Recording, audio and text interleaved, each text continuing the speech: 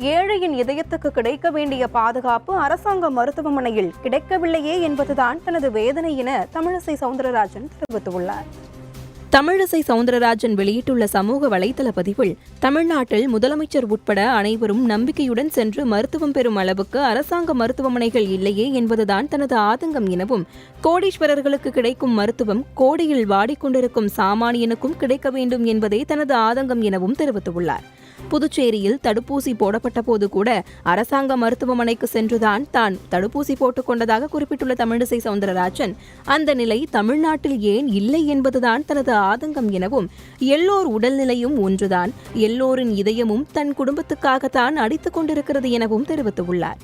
ஏழையின் இதயத்துக்கு கிடைக்க வேண்டிய பாதுகாப்பு அரசாங்க மருத்துவமனையில் கிடைக்கவில்லையே என்பதுதான் தனது வேதனை என கூறியுள்ள தமிழிசை, அதை மேம்படுத்த வேண்டும் என்பதற்காகவே முதலமைச்சர் செல்லும் அளவுக்கு அரசாங்க மருத்துவமனைகள் இருக்க வேண்டும் எனவும், அப்போலோ தரத்துக்கு அரசாங்க மருத்துவமனைகளும் இருக்க வேண்டும் என்கிற ஆதங்கத்தை தான் வெளிப்படுத்தினேனே தவிர இதில் அரசியல் இல்லை எனவும் தெரிவித்துள்ளார்.